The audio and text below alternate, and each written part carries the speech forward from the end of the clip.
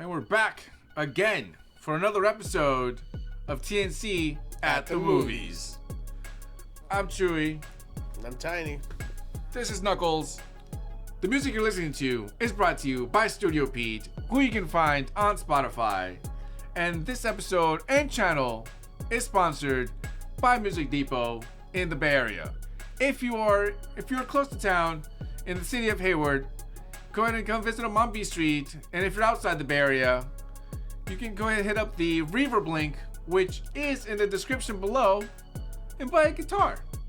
And I will have you know that everything behind the scenes and the microphones have been graciously provided by Music Depot. So, as we get better, no, it's also because of Music Depot. Anyway, don't forget to like, comment, share, and if it turns out you like us and you want to be a movie night, subscribe. Please and thank you. Tiny, what are we reviewing today? Today, Chewy, we're reviewing Den of Thieves 2, Pantera. I'll be honest with you, Tiny, I didn't even know that there was a Den of Thieves Part 1. We're on the same boat, dude. We're on the same exact boat. I caught the trailer for it one day, watching the movie, and that was it. You know, and then I looked it up, and then I was like, huh, was it 2018? 2018. 2018, I was like, right before the plague. So 2018, haven't heard of it, and was there an underground or cult following? Who knows? But hey, they brought it, they made it, we watched it. Let's review it. Let's do it. This movie was directed by Christian Gudgast, and it stars Gerard Butler as Big Nick, O'Shea Jackson as Johnny Wilson. As I like to make just random parables here, I like to sort of compare this movie to, this is the paella of movies, if you will. Basically, everything that's left over from all the movies that you kind of like and had throughout the week, which right now is represented by my entire childhood, all the bits and pieces are in this movie. I particularly love, Fast and the Furious. Some of that's in here. As a kid, my brother loved the movie Heat, so I watched it. That's a little bit of it, that's a little bit in here. Mm-hmm. There's a lot of movies that are a little bit in here. A little bit of Lethal Weapon. A little bit of Lethal Weapon. There was a little bit of a little baby Rush Hour in there. A little bit of Rush Hour. A little bit of 48 Hours. That Damien movies and Adam Sandler movie. Bulletproof. Bulletproof. There's a little bit of that in there. Yeah, good chunk of Bulletproof in there. And there's a lot of sprinkling, and I think that and for some viewers, like me, for example, I think that very much works. And however, I guess I wouldn't be shocked if maybe it doesn't work for some. I think you're a little misguided, but I would understand. But for me, I thought that the smorgasbord worked really well. I think they did. They pulled a lot of the good that I liked from a lot of movies and franchises that I like, which it was the hot dog of action thrillers. Which yeah, that's it. Hey, what's that saying? If every pork chop was perfect, we wouldn't have hot dogs. So every imperfect movie came to make this perfect imperfect movie. Anyway, all that to say, Tiny, what do you how do you feel about the cinematography? Because this movie took us to a lot of places. I'll tell you what, this movie had no right to be as well shot as it was. I mean, I don't think we were ever once in the United States in the movie, right? Like, you were everywhere but the US. So, you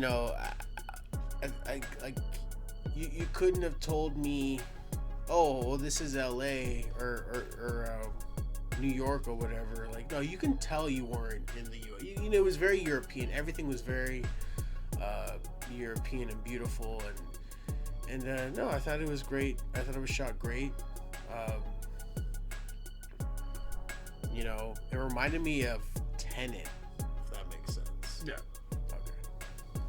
Yeah.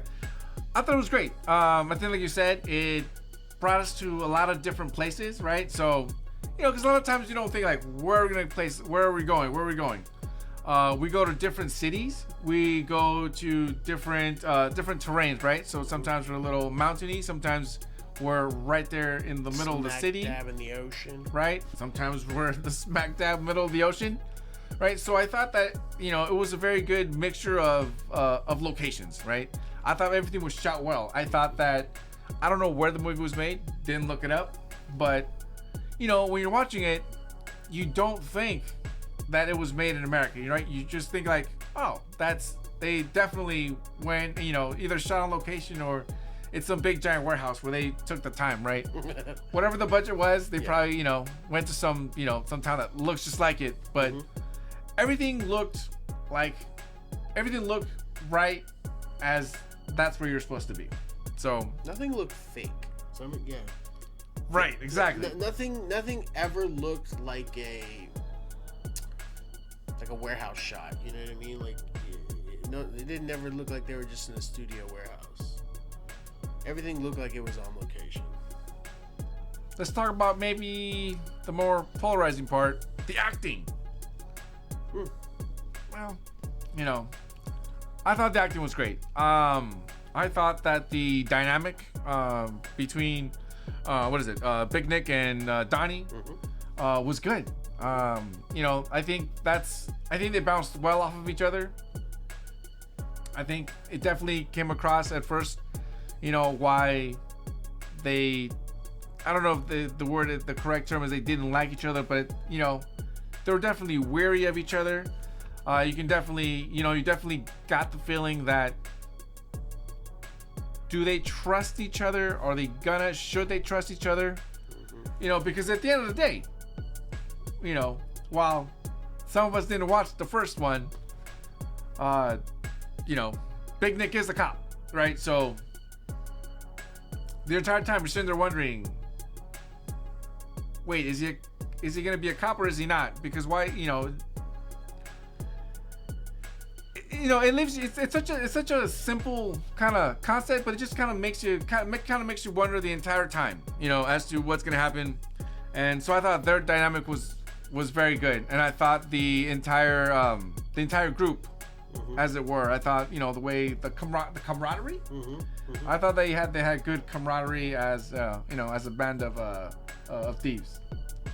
The chemistry was palpable between Nick and Donnie, so much so, Chewy, that I was telling myself, I was like, you know what, you can make a Rush Hour out of these two, and I don't care nobody was Jackie Chan in it, dude. I mean, switch it up. Maybe he's just a martial arts expert. It doesn't have to be, you know, a certain descent. But I was thinking, you know, give me I don't care what you call the movie, just put O'Shea Jackson and Gerard Butler and let them just go, you know, ham and cheese if they really wanted to. Like, give me those two in a Nice Guys type film. If you reboot Lethal Weapon, have those two do it. Like, I enjoyed them on screen so much so that I'd never mind during once in the film, never once where it was just them having a conversation. Not once and I go, oh man, fudge, why are they talking? You know, like, it was just all around. I was entertained, fully entertained by them. I agree. Did any of these characters stand out to you, Tiny? Who do you like the most? I think Cleopatra really stood out.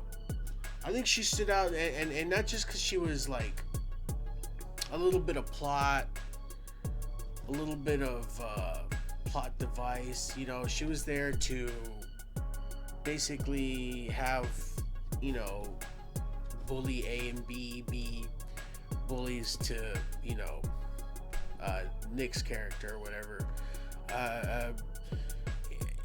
Someone okay, so she stood out so much to me that I'm like, you know what? She'll probably be the antagonist of the next film. You know what I mean? Like she'll be like the ones trying to hunt them down, trying to screw them over or whatever. Plus, I predict the movie will be called Den of Thieves 3 Redemption. Ooh. And if it's not, it better be called like Reckoning or something. Anyways, I think she stood out the most. Cleopatra stood out because I know she was never really physically involved, like, you know, in like carrying weaponry and doing the whole heist thing, but she was like on tech support, yeah. Yeah, she was there, like she was savvy, she was cool, she was chill. So, you know, Metal Gear, she got your save file, you know? Yeah, dude. You know, she's the one screaming after Snake. I think she stood out. If anyone else really was to stand out to me in the film, would have had to have been her second in command. I'm drawing blanks on the homie's name. I think it was like Slugkov or something, but you know, right here at the bottom. No worries. Name in the picture right here. No shame in forgetting stuff. Angie knows what I'm talking about. Spice World. What else did I mess up? Cyrus the Virus. It doesn't matter. She knows. Yeah. No. Yeah. For sure. Just the three of them really stood out. You know, Donnie, Cleopatra, and Big Nick. Nice. For me, it had to. You know, hey, so it's Big Don, because I like both. It's Big Nick. Big Nick definitely stood out to me the most. Just because, you know, he had. I feel like we spent the most time kind of looking through his lens, and he was definitely the most broken out of everybody. And so, you know, he just kind of made me just kind of feel sorry for him, which was the reason why, you know, he just kind of made me kind of second guess, like, you know, not his motives, but like, man, he, you know, in the first movie, he was the guy trying to catch Donnie, we find out at the end that it was Donnie, but he go the entire movie going, you know, that he's the one trying to catch the bad guy. Mm-hmm. He's clearly the good guy, and he's trying to do that. And in the second one, you know, forget all of that. Now we're faced with, you know, stuff obviously went south for him. So, you know, he has a reason to want to go rogue. So he has a reason, right? So, and just like I said, I also enjoyed the movie Training Day, and this very much gave me a lot of Training Day vibes when, you know, you're not a cop no more. Do it. Oh, when he's like, cops don't smoke. Yeah, because he was when they were doing the recreational. It was drugs. It was hashish? and ecstasy, I think, in a joint form, which I don't think. Pretty sure that tasted. If that was genuine, that would have tasted horrendous. But hey, that's neither here nor there. The show is about movies. Hey, we didn't write it, we just reviewed it. That's right. That's all we're doing. But yeah, so I definitely, for me, Big Nick is my favorite character, the character that stands out to me the most. But overall, I thought they just like the crew. I like the crew. Like, I thought everyone just had a good vibe. Yeah, and there was even a scene. There was actually a couple scenes where it's just them hanging out, right? They were either at the club or they were in their hideout, their secret Panther lair. That's where I got the what is the Fast and the Furious vibes. Yeah, for sure, dude. This. You could have called this Fast and the Furious Pantera.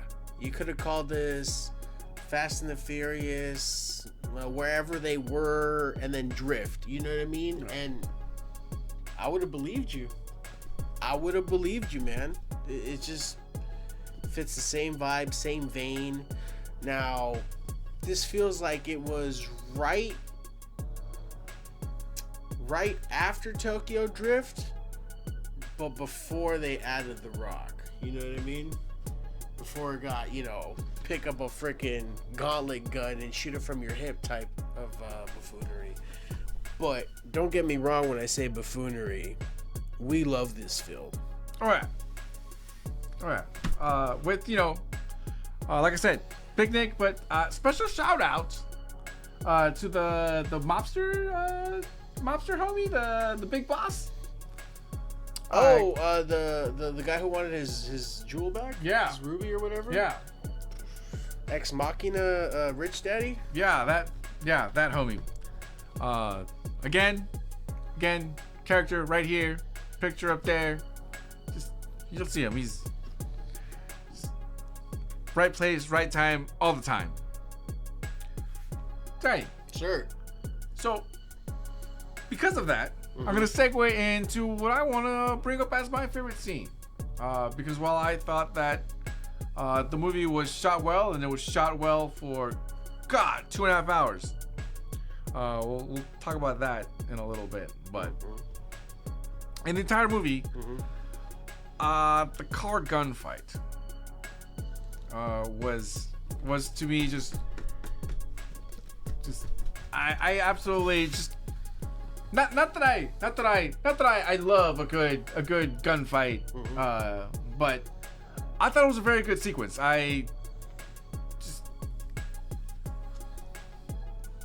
Okay, so I thought that they shot the best possible scene with the least bullets shots, and while there was definitely some depth, it was you didn't it wasn't so blatant. It was it was very tasteful killing. It was beautifully implied violence. Exactly. It was very Batman, very Batman-like. Tim Burton's Batman. When you see where all those guys, they end up in that off screen, and then he throws a bomb off screen, and it just goes boom. The implication is there. Yeah. The implication is there. When that car went off the cliff and both of us audibly OF'd out loud. Yeah. Yeah, it's quite nice. Right. And then just if I can interject, when I was writing my notes, and when we were speaking earlier, I said the movie reminds me of Tenet. If you watch Tenet and then you watch Den of Thieves, you will think, man, Christopher Nolan must be asking this dude to let him use his name and likeness in order to just do these small dream films that he knows he'll probably get laughed out of his profession just by showing up with it, not it being a 2.5 hour epic about creating bombs or whatever the heck. No, I'm not dissing Oppenheimer. I haven't fully watched it to diss it yet. But yeah, no. Watch part instead. The movie feels like if Christopher Nolan's notes were taken by a person who really enjoys the Fast and the Furious films and was just like, you know what, let me write this out for you real quick. It feels like Christopher Nolan used the dude's name and wrote it, and that whole thing. It's just good. It was like beautifully shot violence. Oh yeah. Like for an action thriller and not much I don't know. I'm not gonna say unnecessarily violence because I enjoy good violence. I enjoy a good bloody movie. I love John Wick. I love a good shoot 'em up and shoot 'em up. Clive Owen. It didn't need that. Didn't need it, and yeah, I keep praising this movie, but you go for it. All right. Well, so let's actually talk about what the movie is about in terms of the scene, the heist scene. I mean, this movie is about. It is, after all, yeah. It is a heist movie. It's not a buddy cop comedy. I mean, it can be, but it is down at the nitty gritty. It is a heist movie, and it's exactly how you think, man. You steal from the wrong dude. The wrong dude's gonna want his items back, and you're gonna have to get it for him, whether you like it or not, man. And your life is, of course, on the line. Yeah, it's always that's. You mess with the wrong rich dude, guys. I particularly loved the high scene because, again, this movie, smorgasbord of pretty much everything that I loved growing up. So that might be where the bias is coming from.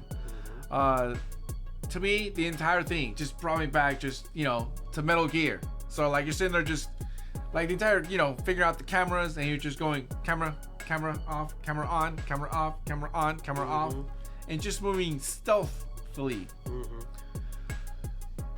What'd you think of that scene? Because I enjoyed it. I enjoyed it very much. They went full Metal Gear. How do I say this? So they obviously had to do it at night, right? Nighttime. But I think it was shot in such a way where you're not really bothered by the darkness, right? Yeah, they had it lit well enough for you to know what's going on. You know that the action's happening, and I thought they did a great job with that. Just keeping you enthralled without keeping you in the dark. Yeah, and I will point out that the heist specifically, that scene took an awfully long time, right? I guessing it was like 20 some odd minutes. So we're just sitting there, like the heist is happening. Half an hour, yeah, for sure. There's nobody's talking. Everyone's just like either singling, making grunts noises, very minimal sound, up until it's not here. Yeah. Cleopatra was the one doing all the support and directing, and I thought that itself was great, was excellently done, because it was such a long scene, but you're able to get all information across in darkness, mostly with signals and gestures and minimal sounds. So I personally very much appreciate the way that it was shot, the way that it was executed. But we will segue from the length of the heist itself to the length of the movie, because a criticism, not by me probably, but the movie is 2.5 hours long. I think it was 2 hours 24 minutes, and the first one came in at 2 hours and 22 minutes. So the other one was really, really long. So I guess it's no surprise that this one is really, really, really long, right? 2 more minutes longer. And it just seems like, like they had to just kind of polish and flush everything out, during the movie. Do you have any issues with it being so long? Because I did not. No. I knew what I was in for. I'll check the time of a movie before we go to watch. And not once did I think to myself, wow, this movie is, so and so minutes, doesn't feel like it. And then it didn't drag for me. I was entertained, even when it was just them being in the slice of life parts of the movies, where they're just chilling, hanging out, getting to know each other, shooting the breeze or whatever, or just like preparing for the heist, or even just O'Shea, asking, oh hey, I need a spot in the safe downstairs, the safe boxes. Yeah. So he kept asking for a safe box, and you knew that it was gonna be a bigger part of the movie later, a bigger plot point later, but it was just like the small things. It was just, entertaining. It was Really good movie. I mean, as far as the length of the movie, Mm-hmm. I thought the movie was long, was fine. I thought it was long enough. Same. You know, like the only thing I will say is that I did think that it ended at least twice, and then it kept going. And I don't mean that in a negative way, but I was like, oh, it's probably that. Oh, it looks like that's it. And then I was like, oh wait, they wrote more. Yeah. And then they kept going, right? It's like playing a game with all the DLC. Yeah. So it just it just felt like it was just a lot of DLC. It just kind of kept going. I didn't find anything wrong with it. I just thought I was like, oh, there's more. Yeah. There's more. Almost like if they didn't want to fully commit to like after credit scenes. You know what I mean? They're like, just put it in the movie. Yeah, they're like, you know what? Let's not make everybody wait. You know, just which we appreciate. Just put the scene down, and then end the movie, roll the credits, turn the lights on, let everybody know that the movie's over. We might have a sequel. You just gotta wait another 7 years. Oh no! I mean, I'm down for the third installment, but I hope it's not another lengthy. We'll hopefully have a little the YouTube plaque right here at that point. Hopefully. Yeah, we'll probably be on the next season of Dragon Ball. Not season, I'm sorry. The next iteration of Dragon Ball. Yeah. Which, by the way, Tiny, we want to remind the viewers that we do have a goal. We have a 6-month goal. What's the 6-month goal? We would like to go from 51 subscribers to 100. Wow. So. Wow, you guys hear that? If you love Knuckles, subscribe. Help us get to 100. Yeah. Seriously, that'd be amazing. What he said. What he said. I think that's 100 subscribers. 100. That's cool. By the end of June, let's get it. Heck yeah, dude. Oh, by the way, look out, Wolfman. Theater near you. Review near you. All right, Tiny. Yeah. Final thoughts. Final thoughts. For being fully entertained, not bored, not once did I feel disdain towards a character that I was enjoying. You know, for an all-around just good time at the movies, you know, I'm gonna have to go with an A. Den of Thieves 2 Pantera gets an A out of me. Could it have been anything else? Sure, but it didn't have to. Very serviceable film. Down for the more installments if there are. It actually makes me want to watch the first one. A solid A. Nice. I'm pretty close to you right there. I very much enjoyed this movie. I thought that the length is probably right around where it should be. Truth be told, I have yet to watch the first one. I will be watching it after this, and probably a review short to come. Review shorts are coming, guys. We are working on those, but I thought that the length was fine. You know, I thought that the action was great. I thought that the fact that I don't remember that many people actually died in the movie is actually good, because it's just, to me, it means that, you know, that they wrote, you know, the actual action. So I remember that stuff before the other stuff. I think O'Shea did an amazing job. Mm-hmm. I think he is following well on his dad's footsteps. Man, he looks just like him. It's not even like he's playing Ice Cube in the was it Welcome to Compton? No, Straight Outta Compton. Mm-hmm. Welcome to Compton. Like he looks just dead like him. Lionsgate, you guys need to obtain the rights to Three Kings and remake that movie. Even with Gerard Butler in it, he can do George Clooney's part. Okay, straight tangent. Could you imagine remaking the entire Ice Cube library with his with son. just his son. Wow. Ghost of Mars. Triple X. That's What was his Triple X called? Triple X something State of the Nation or something. Yeah, I was like, yeah, State of something. I remember wanting that CD so bad, perusing the Suncoast and Sam Goody at South. Hey, imagine, are we there yet? The new generation, guys. Oh, I forgot he did those movies. Oh Anyway, man. O'Shea Jackson Jr. Great actor. I think he's gonna make some great films. For sure. He's gonna make some great films.